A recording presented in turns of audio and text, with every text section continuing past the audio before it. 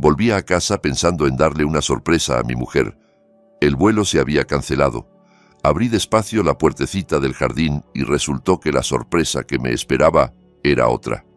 Mi casa brillaba con todas las luces encendidas, retumbaba la música y mi Lidia, mi esposa, con la que había vivido 40 años, lloraba a oscuras junto a la caseta del perro.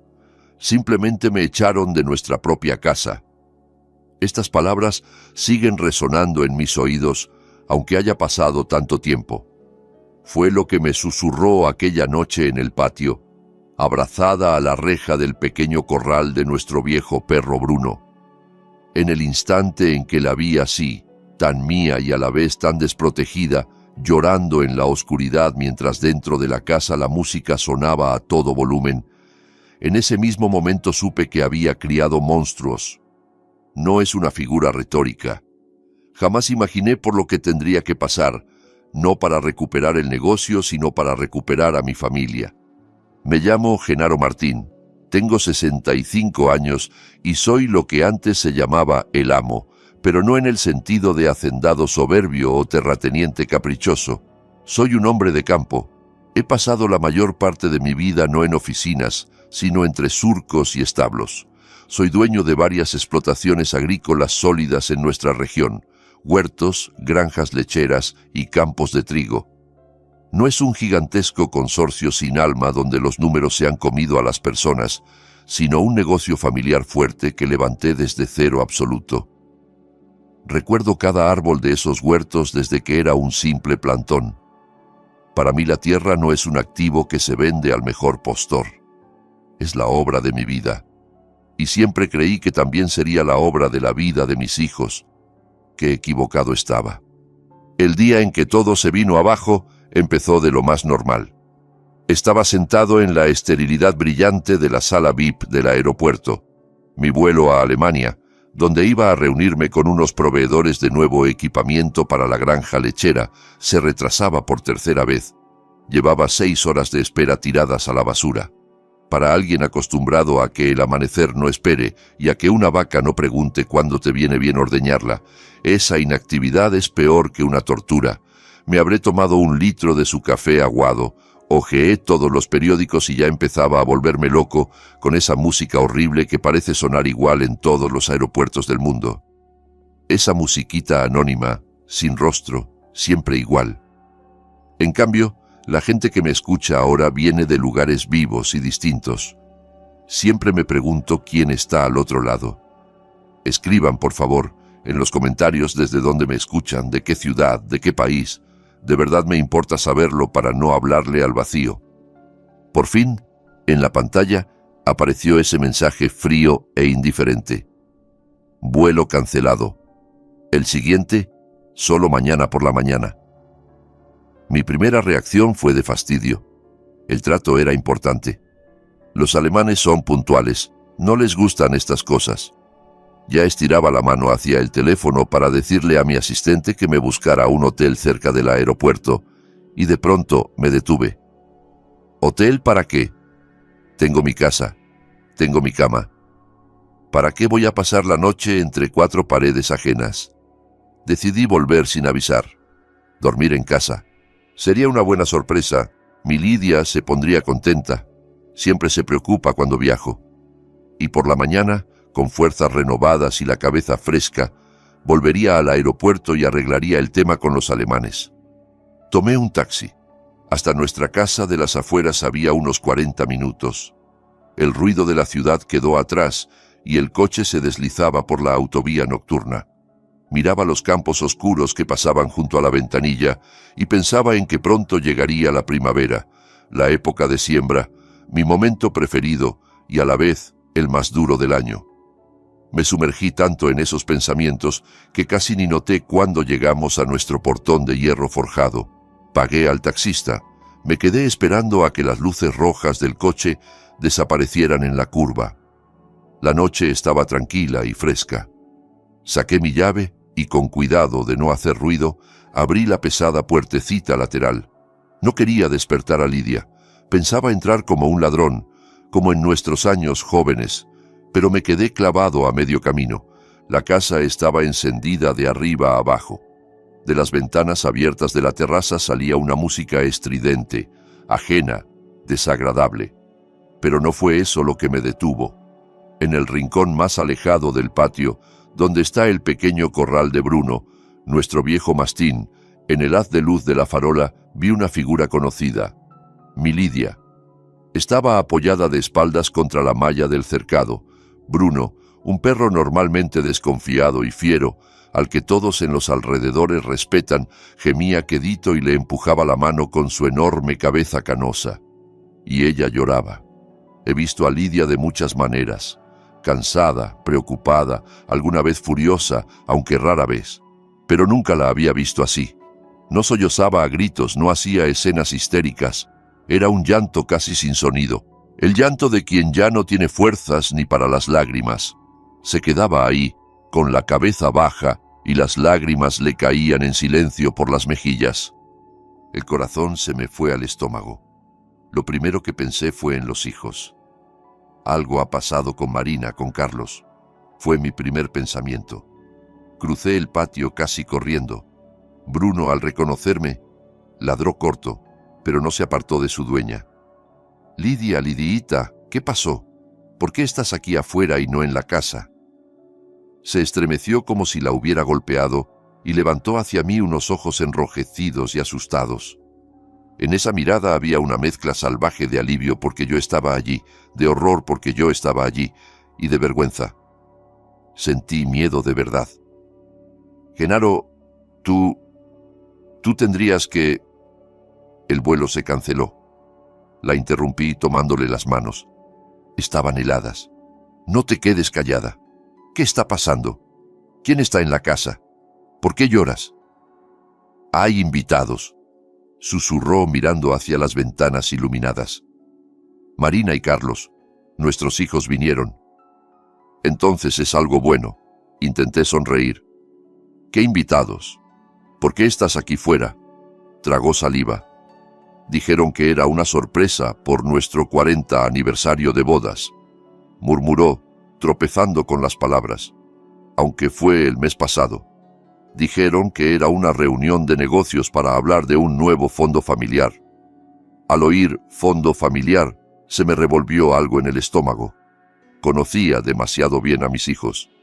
Mi hija Marina, 40 años, abogada de éxito, casada con un funcionario ambicioso, inteligente, dura, ambiciosa, igual que yo, solo que yo tengo principios, y ella, por lo que he visto, solo objetivos. Y mi hijo Carlos, 38, pero con cabeza de adolescente, arquitecto fracasado que acababa de volver del extranjero lleno de deudas, débil, infantil, acostumbrado a vivir del dinero del padre y siempre buscando el camino fácil. Pasé la vida entera enfrentándolos, haciéndolos competir, convencido de que así se templa el acero. Parece que fabriqué otra cosa. «Habla claro, Lidia». Ya no le pedía, le exigía. «¿Qué hicieron?» «Trajeron a unas personas, inversores». Su voz empezó a temblar y volvió a llorar. «Empezaron a hablar de planes, Genaro. Les enseñaron una presentación. Decían que nuestras granjas eran poco eficientes, que los huertos eran cosa del pasado, que esta tierra, nuestra tierra, había que venderla para hacer un club de golf de lujo». Yo escuchaba y no podía creer lo que oía. Un club de golf en la tierra en la que he enterrado 40 años de mi vida. No entendía nada. Susurraba, aferrándose a mi mano. Me acerqué a Marina cuando hicieron una pausa y le dije: «Hija, ¿qué están diciendo? ¿Qué club de golf? Este es el trabajo de tu padre». Y ella, Genaro, me miró así, me tomó del brazo, sonrió a los invitados y, muy bajito, para que nadie oyera, me dijo: «Mamá, no estorbes, ve a sentarte a la cocina, aquí estamos trabajando». Y su esposo, ese Víctor, tan amable, me empujó con suavidad hacia la puerta del salón. Dijo que me vendría bien tomar el aire, que la noche estaba agradable. Guardó silencio unos segundos, respirando a trompicones. «Simplemente me echaron de nuestra propia casa, como a una criada, para que no les estorbara mientras vendían tu vida», susurró. Miré su cara, ese mechón canoso que se le había escapado del peinado, las lágrimas que ya ni se molestaba en secar, el viejo perro que era el único que seguía pegado a ella, lamiéndole la mano helada. Y en ese segundo toda mi vida, mis campos, mis huertos, mis vacas, perdieron de golpe todo sentido. Dentro de mí no hubo gritos ni ofensas, solo vacío y un frío terrible.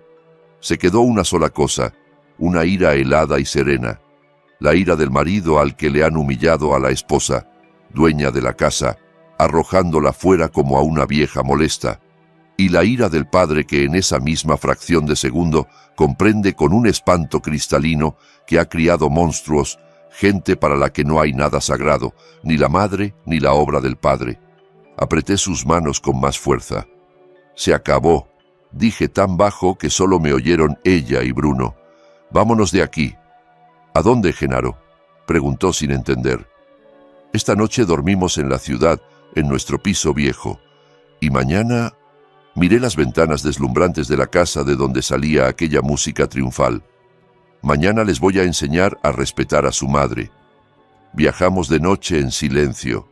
Yo llevaba la mano de Lidia todavía helada, y ella miraba por la ventanilla las luces que pasaban.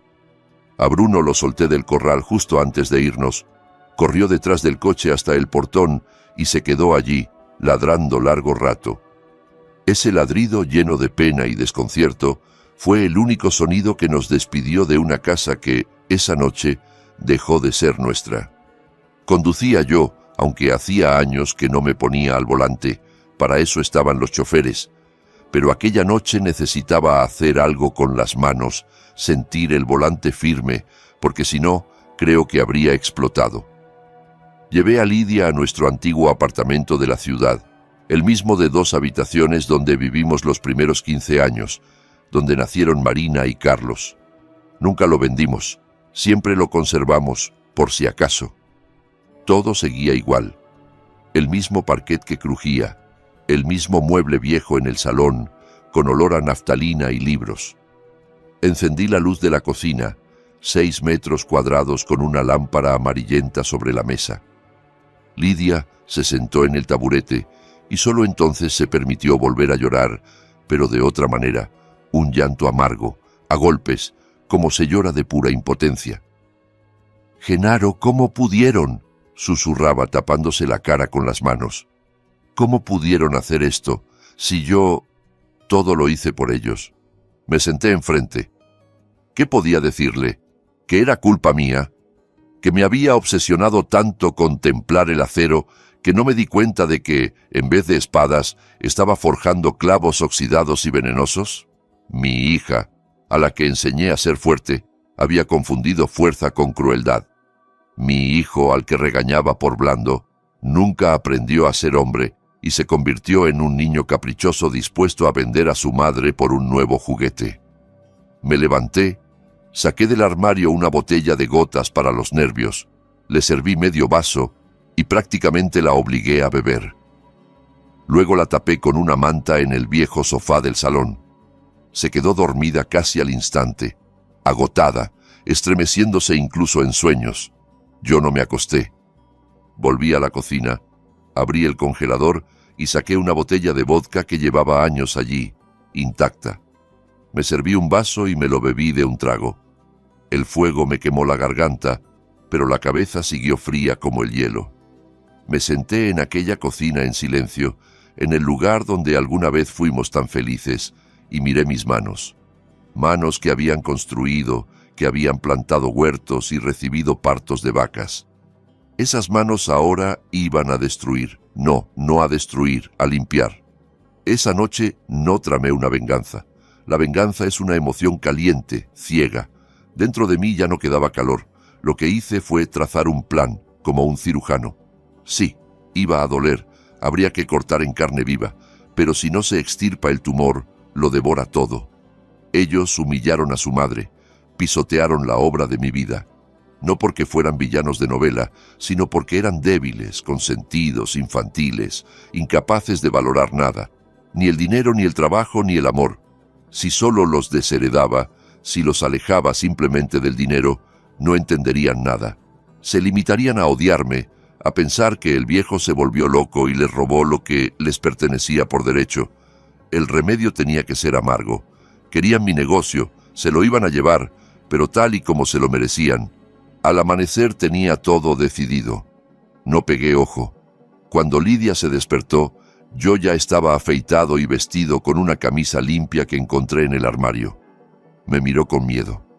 «Tienes una cara horrible, Genaro». «Voy a la oficina», dije tranquilo. «No vamos a volver a la casa de momento. Quédate aquí y no llames a los niños, bajo ningún concepto, ya te llamarán ellos». Asintió. Confiaba en mí. Pasé todo ese día con abogados. No con el despacho de Marina, por supuesto, sino con un viejo amigo de la facultad, Julián Morales, que siempre me había llevado los asuntos más delicados. Preparábamos papeles. No fue fácil, pero siempre había tenido un aeródromo de reserva. Nunca puse todos los huevos en la misma cesta, y mis hijos, por suerte, no conocían todos mis activos. Ellos solo veían la punta del iceberg, las granjas, los huertos. La base del iceberg estaba bien escondida. Los niños llamaron hacia el mediodía. Primero Carlos, como siempre, con la voz de quien teme molestar. «Papá, ¿dónde estás? Te habíamos preparado una sorpresa. La muchacha del servicio dijo que tú y mamá se fueron». «Estoy en la ciudad», respondí con voz plana. «Ocupado». «¿Vas a volver? Tenemos aquí a los inversores». «A los inversores les das las gracias y los mandas a su casa». Lo corté. «Todos los temas de inversiones quedan cerrados. Mañana a las 10 en punto los quiero a ti y a tu hermana en la oficina central. Tendremos un consejo familiar». «Papá, ¿pasó algo? ¿Estás enfadado?» En su voz sonaron las notas conocidas de escolar asustado. «Mañana lo sabrás, Carlos. A las 10 en punto, sin retrasos». Colgué. 5 minutos después llamó Marina. Su tono era otro, firme, profesional, con un ligero matiz de irritación. «Buenos días, papá. Carlos dice que cancelaste la reunión. ¿Qué urgencia hay?» Tenía unas negociaciones muy serias. La gente voló hasta aquí. «Tus negociaciones terminaron ayer», la interrumpí.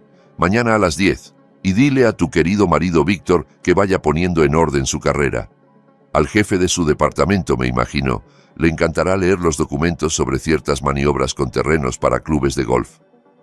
Al otro lado del teléfono hubo un silencio denso. Marina era lista. Entendió que yo sabía, pero no imaginaba el tamaño del problema. «Estaré allí», dijo seca, y colgó. Al día siguiente, a las 10 en punto, estaban sentados en mi despacho, el mismo despacho al que de niños corrían a pedir caramelos con la gran mesa de roble que mandé hacer hace 30 años. Marina se sentaba derecha, peinado perfecto, traje caro, rostro de piedra. A su lado, su marido Víctor, pálido, con la mirada perdida.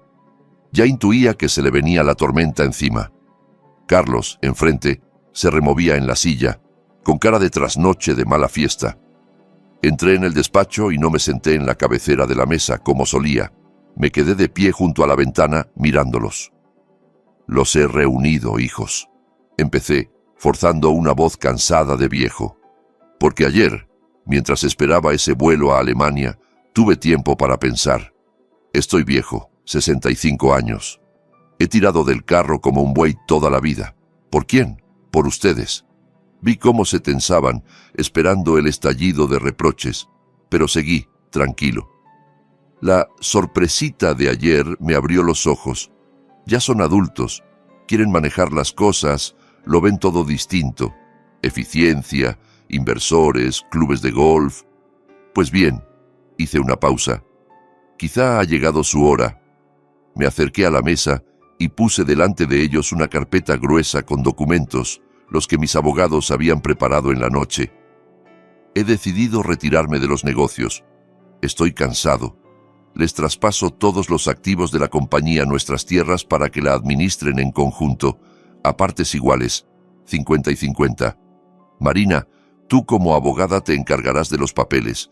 Carlos, tú te ocuparás de algo, de arquitectura, de proyectar nuevos establos, lo que haga falta. Miré sus caras. Había que verlas. El marido de Marina dejó casi de respirar. Carlos parpadeaba, incapaz de creer en tanta suerte. Y Marina, ¡ah, mi hija! Por un segundo perdió la máscara. En sus ojos vi arder un fuego. No era alegría, era codicia pura, afilada, hambrienta. Ya estaba calculando cómo apartar pronto a su hermano inútil del comedero. ¿Hablas en serio, papá?, tartamudeó Carlos. ¿Así, sin más? ¿Todo? Todo, hijo, quiero descansar. Viviré con tu madre, tal vez hagamos algún viaje, que la pobre lleva años sin ver el mar de verdad. Eso es todo. A partir de hoy, ustedes son los dueños. Marina fue la primera en recomponerse. Le lanzó al hermano una mirada rápida de desprecio, de dueña que mira a un agregado incómodo. «Es una decisión muy sabia, padre», dijo con tono uniforme, alargando la mano hacia los documentos. «No te vamos a fallar. Yo me encargaré de que todo se haga dentro de la ley. Les di un campo de batalla, y no tardaron en usarlo. Les puse un arma cargada en las manos y los coloqué espalda contra espalda. Sabía que no iban a apuntar hacia afuera. Se dispararían el uno al otro, y no me equivoqué. La guerra que planifiqué con tanta frialdad empezó enseguida. Mi viejo jefe de seguridad, don Miguel, un hombre que había pasado conmigo por fuego y agua y que me lo debía todo, me informó esa misma tarde. La primera pelea comenzó en el parking de la oficina. Apenas habían cerrado las puertas de sus coches caros. Marina, sin perder tiempo, le soltó al hermano que, como abogada principal y única con experiencia real, asumía ella la dirección operativa. A él, como alma creativa, le asignaba un puesto honorífico en la explotación más alejada. Sus talentos de arquitecto servirían para diseñar nuevos cobertizos para el heno. Carlos, me contó Miguel, se puso morado y le siseó a su hermana que era una víbora ladrona, que siempre lo había odiado y que no le permitiría robar lo que le correspondía. Con eso terminó el primer asalto. Se fueron cada uno a su piso caro para reagruparse, y yo volví con Lidia. Nos quedamos en el viejo apartamento de la ciudad. Le dije que en la casa grande todavía me resultaba pesado estar, que allí, en silencio, necesitaba trabajar con los archivos. Lo entendió sin discutir. Se limitó a estar a mi lado, silenciosa como una sombra, con una pena clavada en los ojos. Dejé de aparecer por la oficina central. Desaparecí por completo del radar. Mis hijos, mareados con el súbito poder, no tenían tiempo para mí. Estaban ocupados despedazando la presa que les había arrojado. Mi verdadero cuartel general fue un pequeño despacho en la oficina de mi amigo Julián. Cada día sobre mi mesa aparecían informes. De don Miguel, sobre movimientos, reuniones y llamadas, y de la contadora, doña Verónica, mujer de la vieja escuela que no soportaba a Marina por soberbia, sobre el movimiento de cuentas. Veía todos sus pasos. Marina, como esperaba, actuó rápido y con las manos sucias, aunque envueltas en papel timbrado. Convocó de inmediato a un consejo de administración, compuesto por ella y por su hermano, y aprovechándose de la ignorancia legal de Carlos, aprobó un nuevo estatuto. Según ese estatuto, todas las decisiones clave y plenos poderes quedaban en sus manos como directora general, mientras que Carlos recibía funciones representativas, imagen de marca, diseñar etiquetas y cosas creativas. En la práctica lo volvió un payaso decorativo. Luego empezó la optimización. Despidió a la mitad de los viejos agrónomos y veterinarios, gente que había trabajado conmigo 20 o 30 años, personas que sentían esa tierra como su propia piel. Los sustituyó por jóvenes gestores eficientes de la ciudad, chicos de camisa blanca que solo habían visto una vaca en fotos, pero que repetían de maravilla la palabra rentabilidad. Rompió contratos viejos, basados en la confianza, con pequeños ganaderos que nos suministraban pienso, porque salía más barato comprarle a grandes holdings. Carlos, al darse cuenta de que sobre el papel había perdido, empezó a actuar como actúan todos los débiles acorralados, en modo guerrillero. No podía vencer a su hermana de frente, así que golpeó por la espalda. Se reunió en secreto con esos mismos proveedores a los que Marina había optimizado y se puso a lamentarse de su hermana. Los azuzaba insinuaba que la empresa estaba al borde del colapso, que Marina estaba desviando activos. Les aconsejaba que exigieran pagos de inmediato, que pidieran prepago total. Era exactamente lo que yo estaba esperando. Los flamantes gestores de Marina fueron los primeros en entrar en pánico. Empezaron los agujeros de caja. Los viejos proveedores reclamaban dinero. Los nuevos, sin prepago, no enviaban nada. La leche se agriaba, las vacas mugían por falta de pienso. Para tapar un agujero con otro, Marina se vio obligada a tomar varios créditos de urgencia carísimos en pequeños bancos, y yo, a través de 3 empresas pantalla, comencé a comprar esas deudas, en silencio, con paciencia. Cada torpeza suya, cada rabieta de Carlos, cada orden altiva de Marina se convertía en un pagaré que iba a parar a mi caja fuerte. En los papeles seguían siendo dueños, pero con cada día que pasaba me debían más y más a mí. Lidia, por supuesto, no sabía nada de esto. Solo veía el caos exterior. Lo peor para ella fue cuando empezaron a sonar llamadas en el viejo teléfono de la ciudad. Llamaban despedidos. Llamaba Zenaida, la ordeñadora, a la que Lidia conocía desde hacía 40 años. Llamaba a don Pedro, el jefe de los huertos, llorando porque los eficientes habían ordenado arrancar el viejo manzanar para plantar algo más rentable. Llamaban a Lidia porque siempre la habían visto como el corazón de la familia, la que defendía a todos. Ella los escuchaba, se ponía pálida y luego venía a la cocina, donde yo estaba con mis papeles. Una noche entró y vi que ya no podía más. Parecía 10 años mayor. En sus ojos no había rabia, solo dolor. Genaro, te lo suplico para. Se sentó enfrente, juntó las manos como en oración. Son nuestros hijos. Sí, lo que hicieron fue horrible, pero se van a destruir. Van a acabar con todo lo que construimos. Míralos en lo que se han convertido. Marina no deja entrar a Carlos en la oficina. Carlos le manda anónimos a Hacienda. Ten piedad, me duele ver esto. Fue quizá el momento más duro de todo mi plan. Ella es madre. Estaba dispuesta a perdonarles todo, incluso aquella humillación junto al corral, con tal de que la familia, según su idea de familia, no se rompiera del todo. Cubrí sus manos frías y temblorosas con las mías. Lidia, le dije firme, pero con toda la calma que pude. Precisamente porque son nuestros hijos tengo que llegar hasta el final. Entiende, no se han equivocado sin más.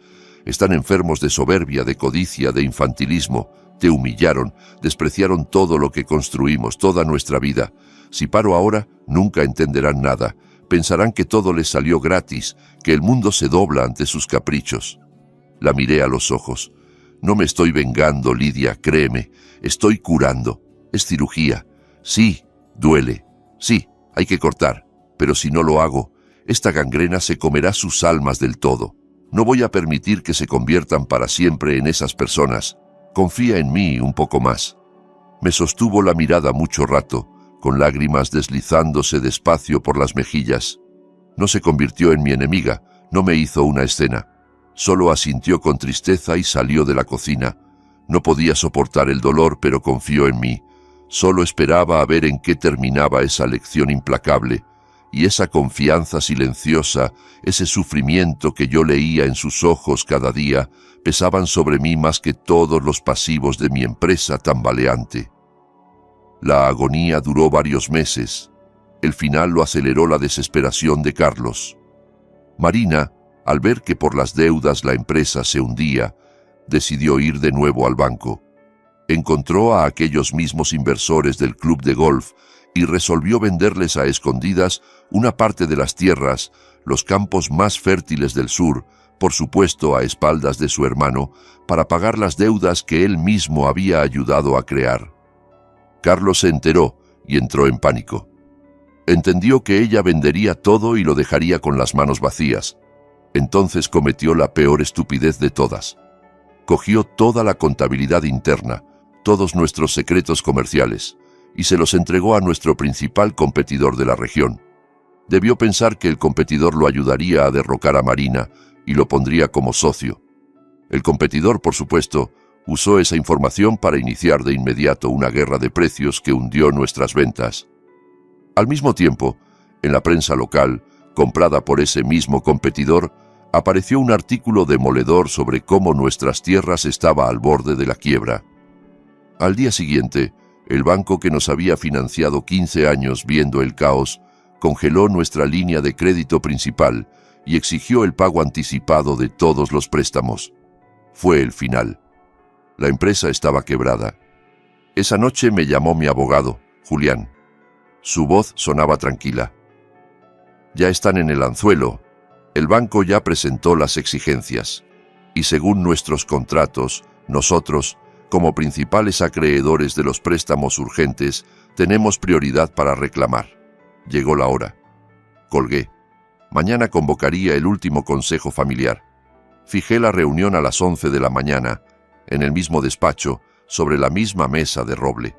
Llegué a la oficina una hora antes. Por primera vez en meses recorrí las plantas. Los gestores eficientes de Marina, a los que veía por primera vez, corrían con vasos de cartón de café sin reconocerme siquiera. Estaban nerviosos, se respiraba pánico. Mi vieja guardia, doña Verónica, don Miguel y Tamara, mi secretaria de toda la vida, salieron al pasillo cuando me vieron. No preguntaron nada, solo me miraron con una esperanza en los ojos, como si yo fuera a la vez salvador y juez. Probablemente era ambas cosas. Entré en el despacho. Ese olor a madera pulida, cuero, papel viejo, el olor del poder, de mi poder, que yo mismo había entregado. Abrí la ventana y dejé entrar el aire fresco del otoño. A las 11 en punto entró Marina. Si no supiera toda la verdad, me habría impresionado su entereza. Traje impecable, pendientes discretos, rostro pálido, comprimido como un puño. Caminaba como una reina camino al cadalso, cargando la derrota con el mismo orgullo con el que antes celebraba las victorias. 5 minutos después irrumpió Carlos, y la escena era penosa. Desaliñado, sin afeitar, ojos rojos, oliendo a resaca. Se dejó caer en un sillón y miró a su hermana con un odio absoluto, tanto que tardó unos segundos en darse cuenta de que yo estaba allí. «Bueno, ¿ya estás contenta, desgraciada?», gruñó mirándola. «Cállate, insignificante», le cortó Marina con hielo en la voz, sin girar la cabeza. «Si no hubieras corrido como vieja chismosa a entregarle todo al competidor, yo habría encontrado salida». «¿Salida?», chilló Carlos. «Habrías vendido todo por tu club de golf y me habrías dejado hundido en deudas, ladrona». «Basta», dije. No levanté la voz, pero se callaron al instante. Era la orden que se les había tatuado en el cerebro desde niños. Por fin me miraron. Por primera vez en mucho tiempo parecían recordar quién era yo. No veían a un viejo cansado soñando con el retiro. Veían a ese Genaro Martín, al que siempre habían temido y al que, comprendí, nunca habían querido. «La empresa está en quiebra», anuncié desplegando los papeles. «Gracias a sus esfuerzos conjuntos. Tú, Marina, con tu optimización y tu codicia, espantaste a la gente y hundiste la firma en deudas impagables. Y tú, Carlos, con tu venganza infantil y tu traición, remataste todo entregando nuestros secretos al competidor». «Papá, la culpa es de ella», empezó de nuevo Carlos. «Padre, él ni siquiera entiende lo que ha hecho», replicó Marina. «Silencio, los dos», golpeé la mesa con la palma. «Los dos son culpables y los dos han perdido. El banco principal exige el pago inmediato de toda la línea de crédito. Los competidores tiraron abajo el mercado. Los proveedores reclaman lo suyo. En las cuentas no hay dinero. Es el final». Marina clavó las uñas en los apoyabrazos. Todavía intentaba calcular algo. «El banco», murmuró. «El banco no puede exigir todo de golpe. Hay procedimientos, reestructuraciones. ¿Podemos?» «No podemos nada, hija», la corté. «Porque el banco es solo la punta del iceberg. Esos créditos urgentes y carísimos que tomaste en bancos pequeños para tapar los primeros agujeros se hicieron con la tierra como garantía y su vencimiento fue ayer. En su cara apareció por primera vez miedo real. Sabía que ya no eran ajedrez, sino cepo. «¿Qué va a pasar ahora?», susurró Carlos. «Nos lo quitarán todo». «Sí», asentí. «La empresa pasará a manos de un nuevo dueño. Todos los activos, todas las deudas. Pero hay un inversor que está dispuesto a cubrir todas las obligaciones tanto con el banco como con los pequeños acreedores». En los ojos de Marina brilló una última esperanza. Pensó que había encontrado un salvador, que al final me había decidido a rescatarla. «¿Quién es ese inversor?», preguntó deprisa. La miré directo. Hice una pausa. «Yo», respondí. El silencio en el despacho se volvió casi sólido. Carlos abrió la boca como un pez fuera del agua. Marina se quedó blanca. Era abogada. Lo entendió todo. Entendió el esquema de principio a fin. «Desde el principio», susurró. «¿Lo habías planeado todo?» «No planifiqué tu estupidez ni tu avaricia», contesté sereno. «Solo las dejé actuar. Y sí, compré todas sus deudas cada una. Ahora soy el principal y único acreedor de mi propia empresa y tomo la decisión. Me levanté y me acerqué. A partir de hoy, los dos están despedidos sin indemnización». «No puedes», chilló Carlos poniéndose de pie.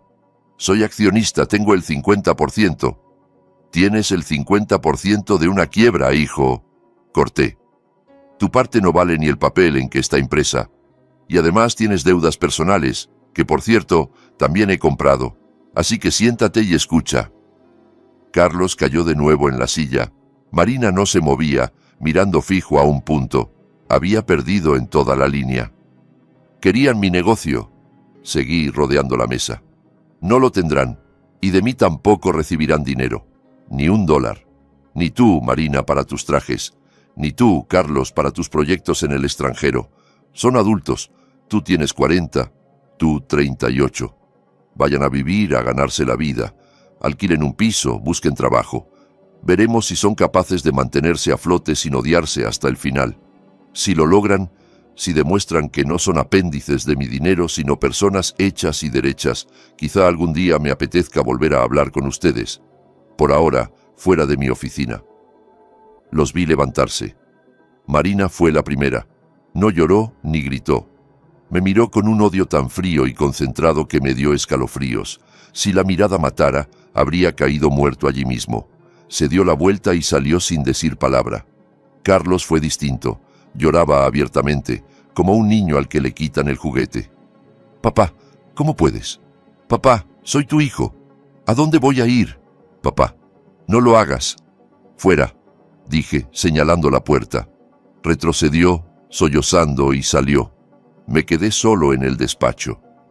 Me acerqué a la ventana y vi cómo salían al parking. Marina subió a su Mercedes y se fue con un chirrido de ruedas. Carlos se quedó parado unos minutos, mirando alrededor sin saber qué hacer. Luego sacó el teléfono, seguramente para llamar a su mujer. Yo los miraba desde arriba, y ahora díganme con sinceridad, ¿qué habrían hecho en mi lugar? Debí, al verlos así humillados, mostrar piedad de padre y darles, aunque fuera una pequeña red de seguridad, un capital de arranque. ¿O hice bien mandándolos al fondo para que aprendieran a nadar o se hundieran? Todavía hoy no tengo una respuesta única. Solo sé que en ese momento no podía actuar de otro modo. Tenía que arrancar la enfermedad de raíz. Llamé a Lidia. «Ya terminó», le dije. «Puedes llamar a Zenaida y a don Pedro, que vuelvan. Vamos a recuperar el huerto». Las primeras semanas después de echarlos fueron extrañas. Por un lado, el trabajo cayó sobre mí como una luz.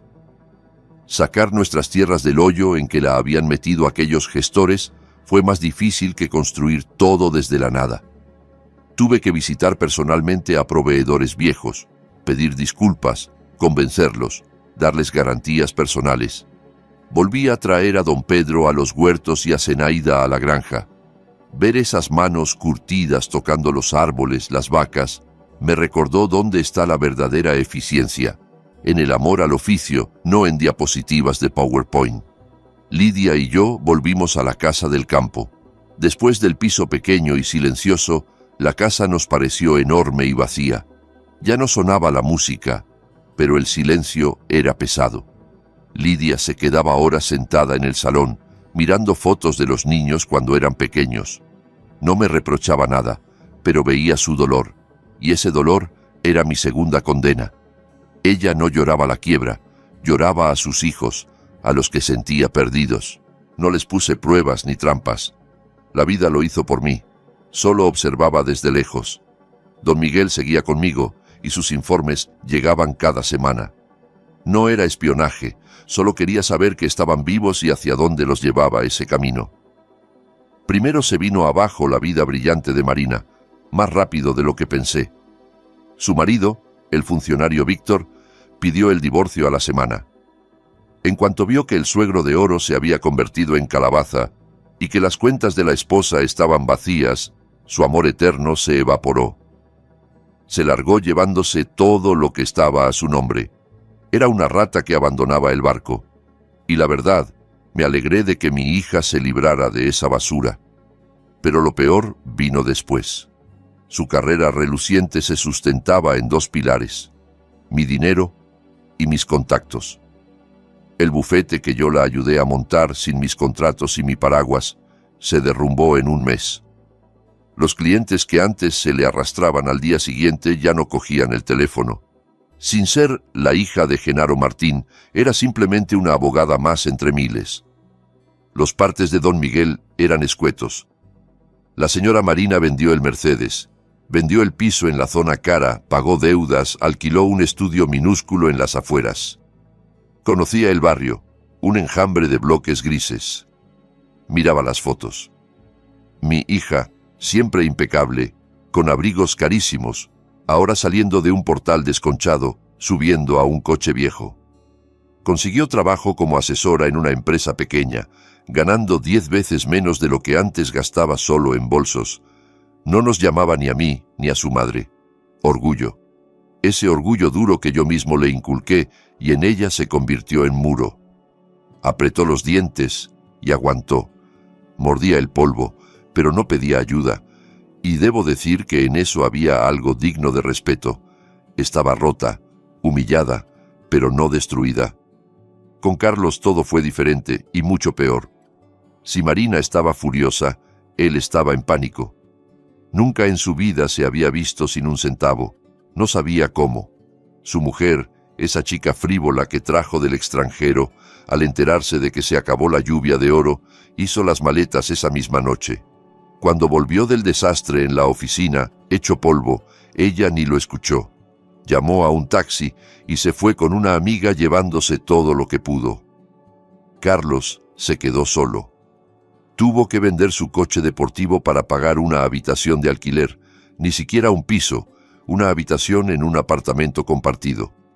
Pasó meses buscando trabajo de arquitecto, pero su título extranjero, sin proyectos reales ni portafolio, no impresionaba a nadie. Sus ideas geniales no le importaban a nadie. Estaba totalmente en la ruina. Miguel me contaba que un par de veces pidió dinero prestado a antiguos amigos, pero pronto dejaron de contestarle. Se quebró rápidamente y casi sin hacer ruido. Pasó medio año. Era un noviembre frío y húmedo. Yo estaba en mi despacho de la casa de campo revisando papeles de la próxima siembra cuando entró Miguel. «Don Genaro, está aquí el señor Carlos. Está en la garita pidiendo hablar con usted». Se me encogió el corazón. «Déjalo pasar». Entró unos minutos después. No lo reconocí de inmediato. Más delgado, ojeroso, el abrigo caro colgando en su cuerpo como en un perchero. Pero ante todo, la mirada, apagada, asustada, de alguien que se ha rendido. Se detuvo en medio del despacho. No me saludó. No pidió perdón. Pidió dinero. «Papá», dijo sin mirarme. «Ya no puedo más. Aquí no soy nadie. Lo he intentado, pero nada me sale». Levantó la vista. Tenía lágrimas de hombre, gruesas y vergonzosas. «Dame algo de dinero. Me iré otra vez a Alemania. Aún tengo conocidos allí. Puedo empezar de cero. Es mi última oportunidad. Te lo suplico». Quería huir otra vez. Mi hijo de 38 años, después de todo lo ocurrido, seguía buscando la salida fácil. No había entendido nada. Solo quería irse a un lugar donde volviera a estar cómodo, donde no tuviera que pelear. Sentí dentro un frío de decepción. Lo miré largo rato, a ese hombre débil en el que apenas reconocía a mi hijo. Tomé una decisión. Era su último chance. «Está bien», dije con tono neutro. «Tienes dos opciones. Elige». Alzó la cabeza. En sus ojos parpadeó la esperanza. «Primera opción. Te compro un billete de ida a Berlín. Te ingreso unos $12,000. Te alcanza para empezar. Pero te vas y olvidas el camino a esta casa para siempre. Te olvidas de que tienes padre y madre. Aquí ya no tienes familia. Empiezas de cero, como quieres». Lo escuchaba y veía la esperanza apagarse. Entendió que no era un regalo, era una liquidación. «Segunda opción», seguí. «Te quedas y empiezas a trabajar conmigo desde abajo del todo, como ayudante de encargado en la obra. Vas a mezclar cemento y cargar tablas con los demás. Sueldo como el de todos, unos $800 al mes. Vivirás en el alojamiento para el personal, en un cuarto compartido. Nada de papá, solo don Genaro, como todos. Si dentro de un año veo que de ti puede salir un hombre, volvemos a hablar. Elige». Se quedó de pie en medio del despacho. Vi cómo luchaban en él dos personas, el niño caprichoso que quería volver a escapar y el hombre al que por primera vez le ponían delante una elección adulta, dura de verdad. El silencio duró, no sé, un minuto entero. Miraba mis ojos y después sus zapatos gastados. «Me quedo», dijo al fin, bajo pero firme. «Voy a trabajar». En ese momento, por primera vez en muchos años, sentí un pinchazo. No era orgullo todavía, pero algo parecido al respeto. Había elegido el camino difícil. No huyó. El niño empezaba a morir. Carlos empezó a trabajar al día siguiente. Yo no fui a verlo. No me habría aguantado el corazón al ver a mi hijo, arquitecto con título extranjero, vestido con un mono sucio cargando sacos de cemento. Me lo contaba Miguel. Llegó a la obra de madrugada.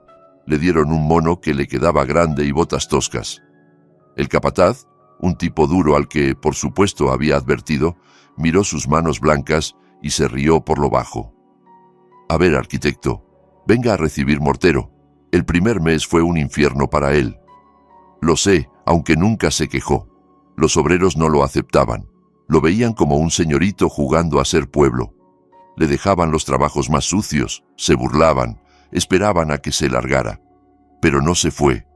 Apretó los dientes y arrastró carretillas, ató varillas, cavó tierra dura. Por las noches volvía al dormitorio del personal, una habitación para 4 donde olía a sudor, comida barata y tabaco. Caía muerto en la cama. Lidia se enteró, no por mí, claro, sino porque en el campo todo se sabe. Entró hecha una furia a mi despacho. «¡Estás loco, Genaro!», gritaba llorando. «Lo vas a matar. Es muy delicado. Nunca ha tenido una pala en la mano. Lo vas a destruir». Intentó mandarle comida casera y ropa caliente en secreto a través de la cocinera. Yo lo intercepté todo. «Lidia», dije, sujetándola por los hombros. «Basta. Así solo lo perjudicas». «Sí, es delicado, sí, nunca ha trabajado de verdad». «Pues que trabaje, que sepa lo que cuesta el pan. Tiene que hacerlo él, si no, todo esto no habrá servido de nada. Tiene que hacerse hombre, no seguir siendo tu niño a los 38. Giró la cara llorando. Esa noche no me habló, pero obedeció. Sabía que no iba a ceder. Y Carlos tampoco se quebró. Al mes, Miguel informó que la cuadrilla ya lo miraba distinto. No lloriqueaba, no se quejaba, trabajaba como uno más. Y un día, cuando el capataz se equivocó con los planos y una encofradura empezaba a torcerse, Carlos se acercó, tomó el lápiz y allí mismo dibujó de nuevo el detalle. Bien. El capataz lo miró, chasqueó la lengua y dijo: «Mira tú, no eres tan inútil, arquitecto». Desde ese día todo cambió. Los obreros empezaron a llamarlo Carlitos. No señor Carlos ni arquitecto, sino simplemente Carlitos. A los 6 meses lo ascendí discretamente de peón a ayudante de encargado. Y pasado un año vino a verme, no al despacho, sino directamente en la obra, con la ropa llena de polvo pero los ojos encendidos. «Don Genaro», me dijo, «estuve viendo el proyecto del nuevo establo. Es malo, la circulación es muy incómoda. Hice un diseño propio. Mírelo si tiene un rato». Me tendió unos planos enrollados. Era un proyecto de verdad, pensado, práctico, donde todo tenía su sitio, cómodo para las vacas y para la gente. Miré esos planos, sus manos ya llenas de callos y raspones, y sentí eso que había olvidado, orgullo. «Buen trabajo», dije devolviéndole los papeles. «Pulirás los detalles y te harás cargo de la obra como encargado». Asintió. No sonrió, pero lo vi enderezarse. Se alejaba de mí convertido en otro hombre. Con Marina fue distinto. No llamaba ni venía, sobrevivía. Los informes de Miguel parecían partes de guerra. Trabaja, alquiló un escritorio en un sótano, atiende casos pequeños, divorcios, pensiones, peleas de vecinos. Se sumergió en la parte más baja de la práctica legal, donde no hay grandes honorarios ni victorias brillantes, solo miseria humana e injusticia. Ella, acostumbrada a mover contratos millonarios, ahora se pasaba horas en juzgados de barrio peleando por unos cuantos dólares de pensión para una mujer llorosa. Y entonces en los informes apareció un caso. No era famoso, pero lo cambió todo. Se enfrentó al ayuntamiento. El mismo departamento donde trabajaba su exmarido Víctor decidió embellecer un barrio y echar de un local minúsculo a una panadería de un veterano de guerra solo para dárselo a una cadena de tiendas. Marina se aferró a ese caso como un perro de presa, gratis, luchó casi un año, escribió recursos, los pilló en errores de procedimiento, aguantó presiones y amenazas de sus antiguos colegas. Miguel me trajo una grabación de la audiencia final, era su alegato. Lo escuché y se me puso la piel de gallina. No hablaba la loba codiciosa que yo conocía, hablaba una luchadora, hablaba de honor, de justicia, de que no se puede aplastar a un pequeño solo porque es pequeño. Usaba mis palabras, las que yo, al parecer, le había repetido de niña y que creía olvidadas. Ganó. Salvó aquella panadería. Pasaron 2 años desde el día en que los eché del despacho. Estaba en casa, sentado a la mesa del despacho. Delante de mí, 2 informes. En uno, una foto. Mi hijo Carlos, con mono de trabajo, de pie en medio del nuevo establo que él mismo proyectó y construyó. Está rodeado de obreros, todos sucios y cansados, riéndose de algo. Carlos abraza al capataz por los hombros. Se lo ve feliz. En el otro informe, un recorte de periódico local, una notita pequeña en la última página. La abogada Marina Martín logra justicia para veterano panadero. Al lado, una foto. Mi hija en el portal del juzgado, sin traje de marca, con un abrigo sencillo, agotada pero sonriendo con la misma sonrisa que su hermano, la de quien ha hecho algo que vale la pena. Miré esas 2 imágenes. Mis hijos, más mayores, cansados, después de pasar por humillación y trabajo duro, con otra mirada. Ya no vi en ella codicia. Vi dignidad. Entendí que el tratamiento había terminado. La vida había hecho por ellos una prueba que yo solo nunca habría podido organizar. Tomé el teléfono y marqué el número de Marina. Tardó en contestar. ¿Sí? Su voz sonó cansada, profesional. «Hola, hija. Soy tu padre». Al otro lado, silencio. «Sé lo de tu victoria en el juzgado. Estoy orgulloso de ti». Más silencio. «Ven a casa el sábado a comer». «¿Para qué?» Su voz tembló apenas. «Tenemos que hablar. Y avisa a tu hermano. Ahora está en la obra. Quizá no le entre el móvil. Dile que venga también».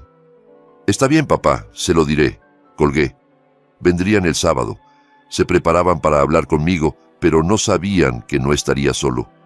Llegó el sábado. En la casa, desde temprano, había un silencio tenso. Lidia no encontraba qué hacer. Quería poner la mesa grande del salón, luego se iba a la cocina, luego se quedaba mirando por la ventana el camino de entrada. Le asustaba ese encuentro tanto como a ellos. Me acerqué, le tomé la mano. «Todo saldrá bien, Lidia», le dije. «No tengas miedo, solo vamos a hablar». «No les tengo miedo a ellos, Genaro», respondió bajito. «Tengo miedo por ellos y por ti». A mediodía, tal como pedí, llegó un coche modesto, un usado económico. De él bajó Marina.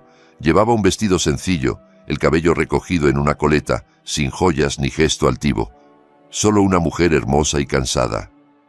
Se detuvo un momento junto a la puerta del jardín, justo en el lugar donde yo, 2 años antes, encontré llorando a su madre. Unos minutos después, por el camino, llegó Carlos.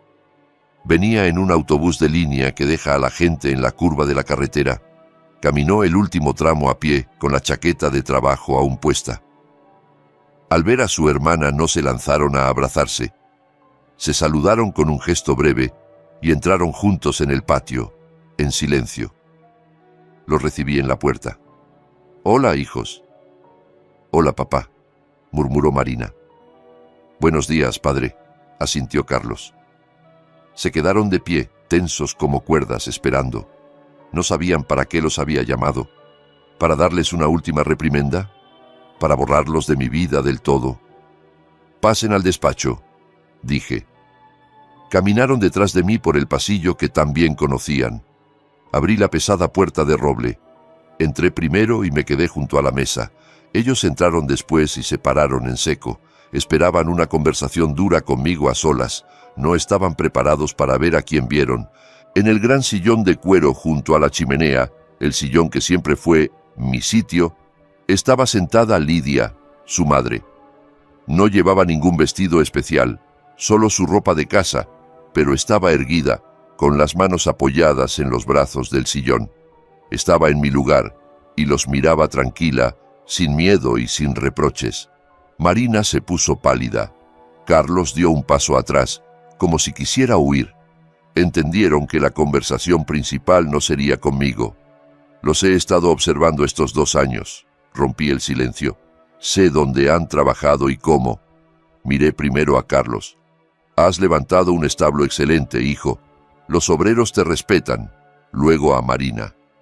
Y tú, hija, defendiste una panadería de las garras de los buitres. He leído tu alegato. Buena pieza, muy justa. Seguían callados. Han aprendido a trabajar, a aguantar golpes. Han aprendido a defender no solo lo suyo, sino también a otros. Por eso quiero darles una oportunidad. Quiero devolverlos al negocio. Vi las pestañas de Marina temblar apenas. Carlos tragó saliva. Tomé del escritorio una carpeta azul delgada. Este es el estatuto de una pequeña granja en Zareche, aquella que íbamos a cerrar. Está en ruinas, con deudas, pero la tierra es buena y la gente también. Puede levantarse. Quiero dársela a ustedes 2 juntos. Puse la carpeta sobre la mesa, la miraban como a un salvavidas. Pero hay una condición, añadí, y es la principal. Hice una pausa para que pesaran mis palabras. Hace 2 años, casi en este mismo lugar, en esta casa, humillaron a su madre. Tú, miré a Marina, la echaste de su propia mesa porque, cito, no entiende de negocios. Y tú, miré a Carlos, te quedaste callado, dejaste que pasara. Los 2 decidieron que ella era un 0 a la izquierda, un estorbo en sus grandes planes. Sus caras en ese instante eran la pura vergüenza, paralizante. Carlos bajó la cabeza. Marina clavó la vista en la pared. Han saldado su deuda conmigo, seguí. Me han demostrado que valen algo sin mi dinero. Han crecido. Ahora les toca la deuda con ella. Levanten la cabeza y mírenla a los ojos. Tomé la carpeta, me acerqué al sillón y la puse sobre el regazo de Lidia. Se hizo un silencio tan profundo que se oía el tic-tac del reloj sobre la chimenea. La propietaria de esta granja, dije apoyando la mano en el hombro de mi mujer, es ella, Lidia Martínez. Tiene el 100% de las acciones. Solo ella decidirá si ustedes son dignos de ese trabajo, si merecen llamarse sus hijos y si van a tener algún empleo aquí. Me aparté hacia la ventana, dejándolos cara a cara. Marina levantó los ojos hacia su madre. Carlos estaba como clavado al suelo. Parece que se les olvidó cómo respirar. Toda su futura vida, su perdón, su oportunidad, estaba en las manos de esa mujer callada a la que tanto habían herido. «Lidia», le dije, «aquí tienes a tus nuevos empleados. ¿Cuál es tu decisión?» Los miró largo rato, 10 segundos que se hicieron eternos. En su mirada no había rastro de revancha ni deseo de castigar. Había una tristeza profunda, sufrida, de madre. Veía a sus hijos envejecidos, machacados por la vida. Carlos fue el primero en no aguantar más. Dio un paso adelante. «Mamá», susurró, «perdóname». Cayó de rodillas delante del sillón y apoyó la frente en sus rodillas, igual que hacía de niño cuando rompía un jarrón. Marina seguía de pie, más blanca que la pared. No lloraba. Miraba a su madre y el rostro le delataba la tormenta interna. Lidia levantó despacio la mano y la posó sobre la cabeza de Carlos. Lo acarició. Luego levantó la mirada hacia mí. Ya no vi en sus ojos aquel dolor insondable de antes. Vi fuerza y amor. Asintió con calma. «Saldrán adelante, Genaro», dijo en voz baja. Y supe que así sería, porque ahora ya no iban a construir un imperio frío y sin alma. Iban a levantar su propia casa desde los cimientos. He vivido una vida larga y he comprendido algo sencillo pero enorme. La familia no es solo sangre, es trabajo. El trabajo diario, duro, de perdonar, entender y aceptar. ¿Y ustedes qué piensan? ¿Se puede perdonar una traición como la que cometieron mis hijos? ¿O hay cosas que no deben perdonarse ni siquiera a los más cercanos? Escriban, por favor, en los comentarios qué opinan y qué han vivido ustedes. Me importa mucho conocer su experiencia.